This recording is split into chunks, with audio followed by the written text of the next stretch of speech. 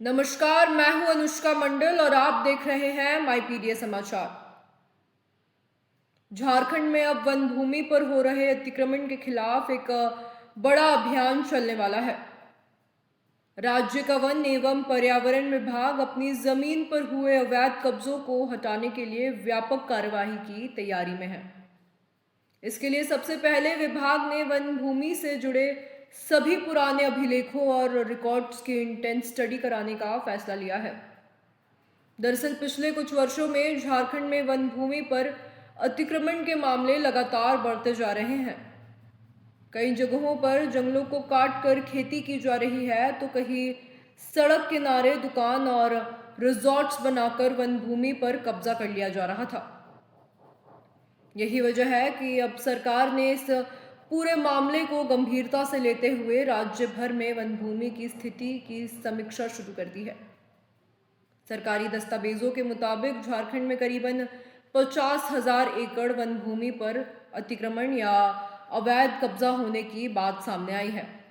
हालांकि वन विभाग फिलहाल अपने स्तर पर करीबन 32,000 एकड़ जमीन पर अतिक्रमण की पुष्टि कर रही है।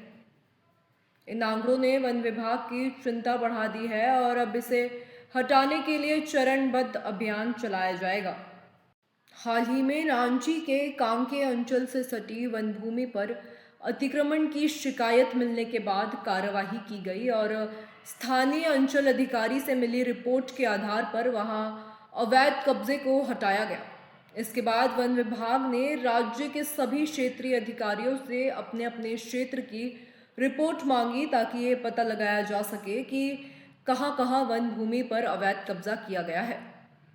इतना ही नहीं, बल्कि हाल ही के दिनों में नेशनल हाईवे के आसपास बनी कई रिजॉर्ट्स और दुकानों के खिलाफ शिकायतें मिली है। ये शिकायतें कुछ इस प्रकार थी कि उन्होंने वन भूमि पर अवैध तरीके से निर्माण कराया है। ऐसे ही मामलों की जांच की जा रही है और जरूरत पड़ने पर कार्यवाही भी की जाएगी। वन विभाग का कहना है कि सिर्फ सरकारी कार्यवाही से अतिक्रमण रोकना संभव है, इसलिए अब स्थानीय लोगों को भी इस अभियान से जोड़ा जाएगा। इसके तहत वन प्रबंधन समितियों को मजबूत कराने का फैसला लिया गया है और इन समितियों में वन के क्षेत्रों के आसपास रहने वाले ग्रामीणों की भागीदारी बढ़ाई जाएगी। इससे वे अपने इलाके की वन भूमि की निगरानी कर सकेंगे और जहां अतिक्रमण की जानकारी समय रहते मिल सकेगी, वहीं इसे रोकने में भी स्थानीय लोगों का सहयोग मिलेगा। इसके साथ ही वन प्रबंधन समितियों को पौधरोपण और वन संरक्षण से भी जोड़ा जाएगा, ताकि स्थानीय लोगों को रोजगार के अवसर मिल सके और जंगल की सुरक्षा भी सुनिश्चित हो सके। वहीं वन एवं पर्यावरण विभाग अब अपनी जमीन का लैंड बैंक भी तैयार करने जा रहा है। इसके लिए विभाग वन भूमि के सभी रिकॉर्ड्स और अभिलेखों को व्यवस्थित रूप से तैयार करेगा।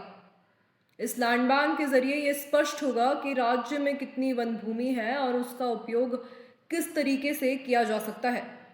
सरकार की योजना है कि लैंड बैंक का इस्तेमाल पौधरोपण, पर्यावरण संरक्षण और संरचनात्मक विकास जैसे कार्यों के लिए किया जाए। विभाग ने अपनी 10 वर्षों की कार्य योजना में इसे एक महत्वपूर्ण लक्ष्य के तौर पे शामिल किया है।